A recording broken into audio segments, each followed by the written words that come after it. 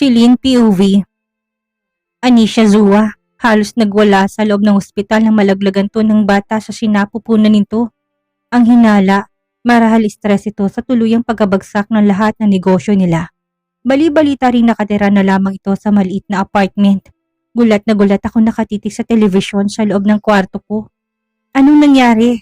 Nakagat kong ibabang labi nang makita kung gaano to magsisigaw habang umiiyak ng malakas. Awang-awa ako sa kalagayan nito habang nakikiusap to sa doktor. Nabuhayin daw ang anak nito. Bigla akong napunasan ng gilid ng mga mata ko. Sa nanginginig na kamay, inabot kong remote control. Akmang papatayin kong TV nang biglang mapalitan ng balita. Pamilyang De Silva, tuluyang bumagsak ang kumpanya sa hindi malamang dahilan. Haka-haka ng karamihan, marahil kagagawan to ng mga kalaban sa negosyo. At ngayong ang araw na isinugod ang asawa ni Mr. De Silva sa ospital, marahil hindi nito kinayang pagkawala ng kanilang kumpanya. Bigla akong nalaglag ang remote control at ganoon na lang ang sunod-sunod na pagpatak ng luha sa mga mata ko. Bigla akong nanginig. Anong nangyari? Kaya ba hindi si Draco nakapunta dito? Nang bigla akong matigilan.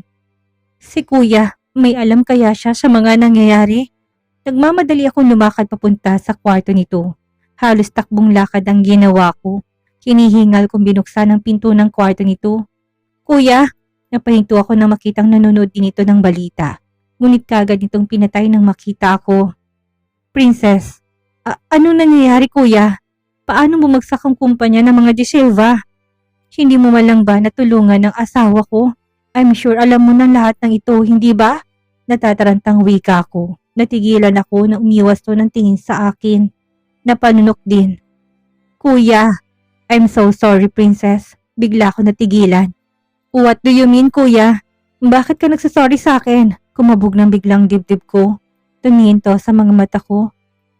Kasalanan kong lahat. Bigla ko naniga sa kinatatayuan. Napailing ako habang hindi makapaniwalang natitigan ng kapatid. Napakurap ako na kagad manubig ang mga mata ko. Nasa mga mata nitong matinding guilt. Ngayon ko lang din nalaman na sinugod si tita. Napayuko ito, nanginginig ang katawan ko. Halos hindi ko magawang makapagsalita. Inutusan ako ni Grandma, ipaghiganti ka sa mga taong nanakit sa'yo. Bigla ko napasinghap. Ginawa ko pang makakaya ko upang mapigilan siya, bunso. Pero sadyang matigas si Grandma. Napaiyak na lang akong bigla. Hindi ko matanggap ng Grandma ko may kagagawa ng paghihirap ng pamilya ng asawa ko. Inutusan din ako na wasakin ko ng tuluyan ng pamilyang Zua. Oh God, hikbing sambit ko. Akmang lalapitan ako nito na mapatras ako. Pumunta si Draco sa opisina ko. Doon ako napatingin dito habang hilam sa luha. Lumunok pa ito. Ipinaalam niya sa akin na inatake si tita dahil sa pagkabagsak ng kumpanya nila. At tinayuan ako ng balahibo nang mapahinto ito. At handa ka raw niyang bitawan kung yun ang magiging dahilan upang maibalik ang kumpanya sa kanila. Alang-alang siya kakagagaling ng mommy nito. Bigla ko napayuko. Halos mawalan ako ng lakas. Sumirit ang sakit sa puso ko.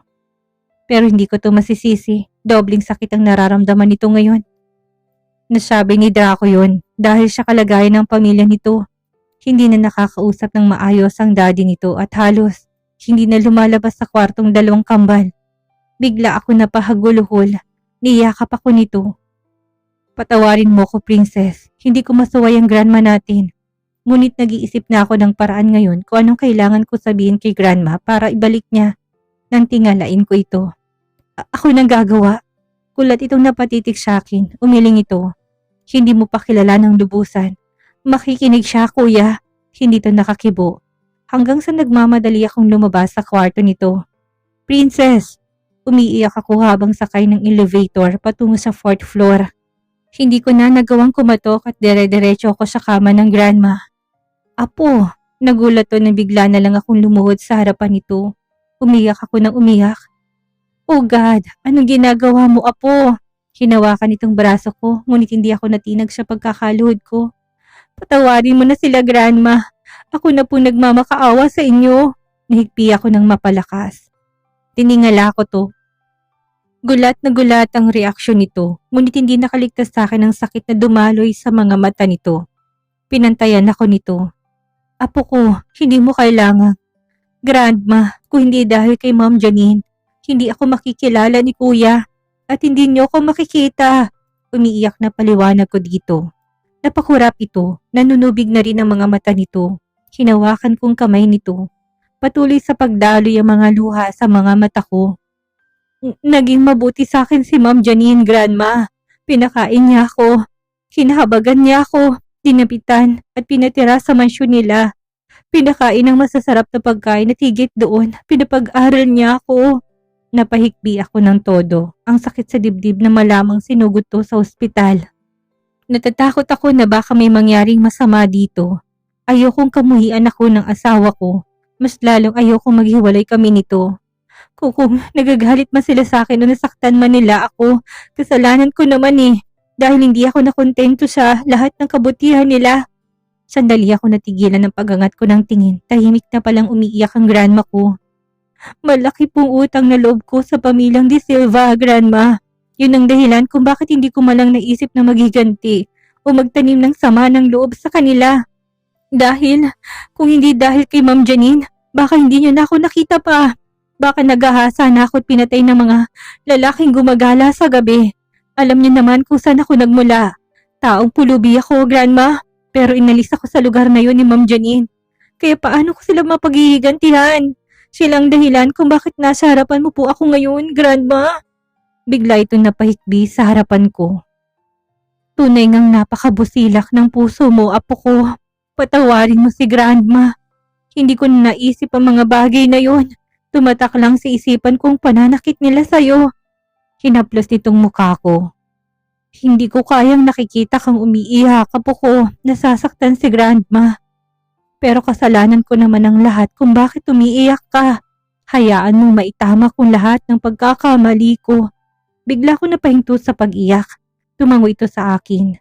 Ibabalik ko na kaagad-agad ang mga negosyo nila, ang kumpanya nila. Tumulong mga luha ko. Promise yan, Grandma. Tumango ito tinalikan ng noo ko. Mahal na mahal ka ni Grandma, apo. Lahat ng ikakasaya mo gagawin ko. Huwag ko lang makitang umiiyak at nasasaktan ka. Bigla ko itong nayakap.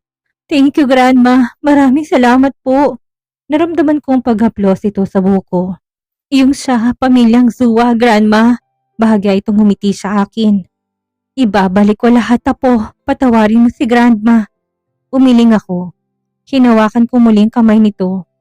Nagawa mo lang naman yon dahil nasaktan ng apo ninyo. Pero kailangan po natin silang patawarin. Mas masarap pa rin sa pakiramdam na hindi tayo naghihiganti. Napangiti ito kung gaano kabait ang mommy mo. Ganun na ganun ka. Pero sa tuwing nakikita kong mukha mo, nakikita kong sarili ko sa'yo noon. Ganyan na ganyan ang itsura ko kapag umiiyak eh. Parang aping-api. Grandma naman eh. Bigla ako nahiya. Natawa naman ito ng mahina. Halika, apo. Doon ako napalingon. Ang kuya ko nagpupunas to ng mga mata. Sumunod pala ito sa akin. Paborito ka nga ni Grandma, bunso. Ang bilis mo siyang mapapayag. Lumuhod din ito at pumantay sa amin. Mahina naman tong hinampas ni Grandma. Napangiti naman ako. Niyakap kami nito ng sabay. Pareho ko kayong mahal. Ang lamang lang ng prinsesa natin dahil kamukha ko siya. Kinulong naman kami ni kuya sa bisig nito. Hindi ko kasi naisip yung kabutihang nagawa ni Janine sa kapatid mo. Pero ngayon naliwanagan na ako. Kung hindi dahil sa kanya, baka hindi natin kasama ngayon ang apo ko. Tama po ma, sang-ayon naman ni kuya. O siya, bukas na bukas din, ayusin mo ng lahat. Bisitahin mo rin ang kalagayan ni Janine at hingin mo ako ng tawad. Napaluhan na naman ako. Nang dahil kay Bunso, nagpakumbaba ang pinakamayaman sa buong mundo. Natawa ako habang nagpupunas ng luha ng hampasinto ni Grandma. Pasaway ka talaga, mukha ba akong masama? Napasimangot naman si Grandma. Mabilis naman itong niyakap ng kapatid ko. Joke lang ma, masaya lang po ako. Nang bigla akong matigilan. Kuya, bigla itong napatingin kay Grandma. Nahawakan itong biglang kaliwang dibdib. Ma, biglang napabangon ng kapatid ko. Nangangatal ako na maghabol ng hininga ang grandma ko. Grandma! Napaiyak na naman ako. Libo-libong takot ang namuo sa pagkatao ko. Nagmamadaling lumabas ang kapatid ko. Marahil tatawagin itong doktor na tumitingin sa grandma namin. Okay lang ako, apo. At pilit itong ngumiti. Lalong bumalong ang luha sa mga mata ko nang hawakan itong kanang kamay ko. Sa tingin ko, kailangan ko nang sabihin sa'yo. Grandma, huwag na po kayo magsalita. Natataranta na ako. Paglingon-lingon din ako. Nagbabasakaling bumalik na si kuya. Baka hindi na ako magtagal. Please, don't say that, Grandma. Nanginginig na ako. Bigla ko nakahinga ng bahagyaran dumating si kuya. Kasunod ang doktor. Sandali ako napalayo. Yumakap ako sa kapatid ko. Kuya, si Grandma. Magiging maayos din siya, bunso. Manalig tayo. Walang kaalam-alam ang dalawa na may taning ng buhay ng matanda. Sadyang pinalihim lang ito sa private doctor nito. USA. Tahimik akong napapaluha habang pinagmamasdan ng grandma. Ayon sa doktor, malubha ng kalagayan nito. Ngunit gagawin pa raw nilang kanilang makakaya.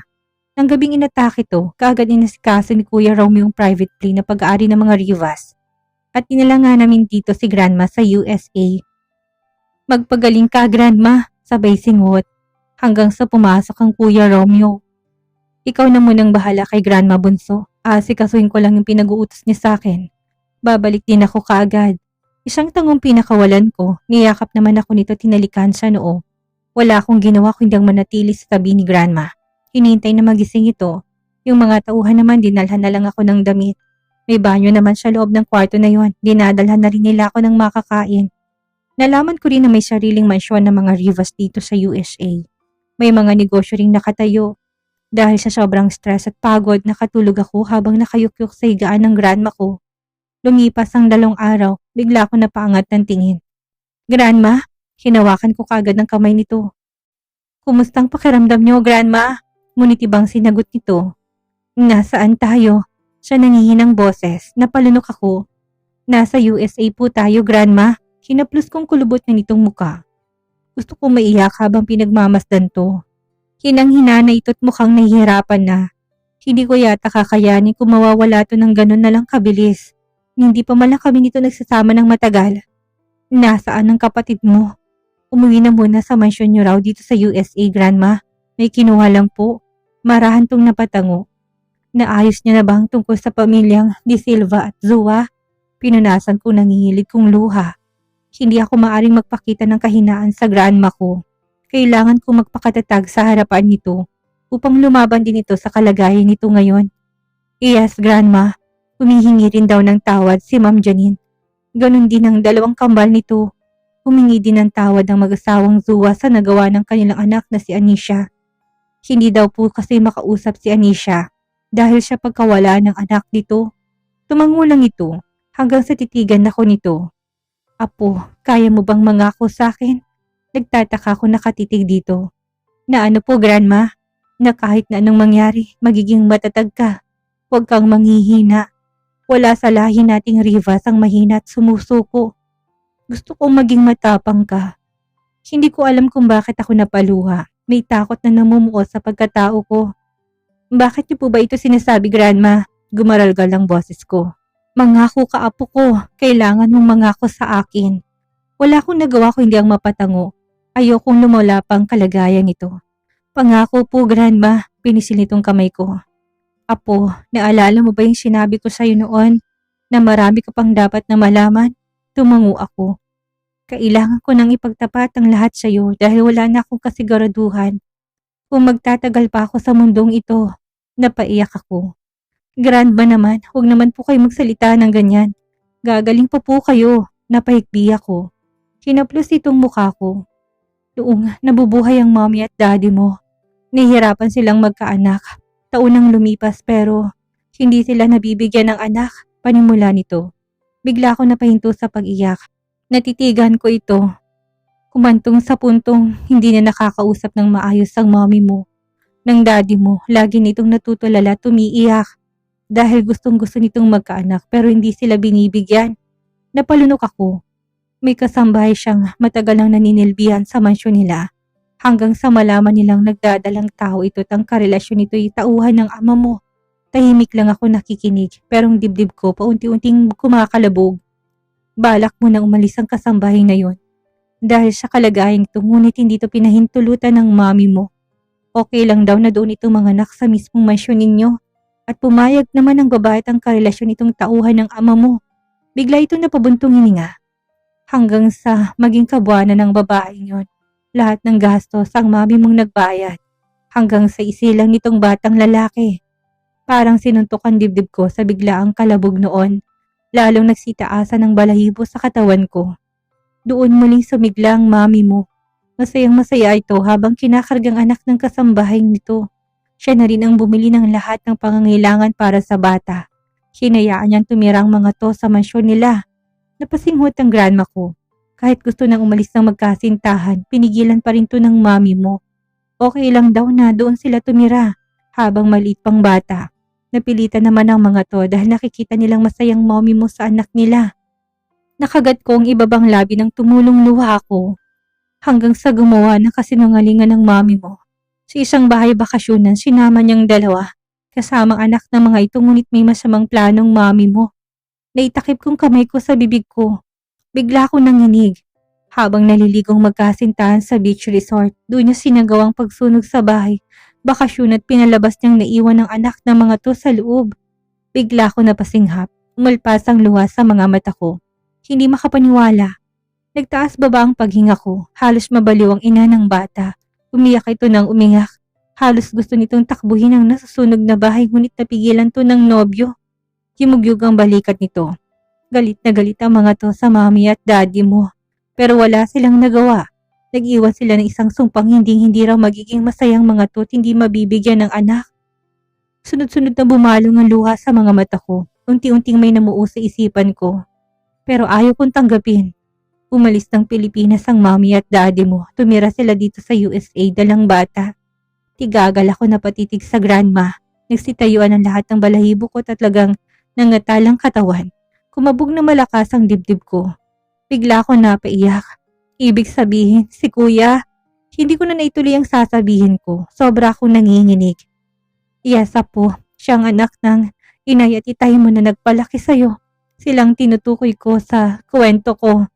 Ang kasambay sa mansyon niyo ang tauhan naman ng ama mo, ang nobyo nito. Hindi mo siya tunay na kapatid. Napalakas ang ikbi ko. Sunod-sunod ako napailing. Mahigpit nitong hinawakan ng kamay ko. Kailangan mong tanggapin. Ang kuya Romeo mo, hindi mo totoong kapatid. Hindi siya totoong Rivas. Ikaw lang ang tunay kong apo. Ang tunay na Rivas. Yun ang dahilan kung bakit lumalaban ako dahil walang magmamana ng totoong Rivas.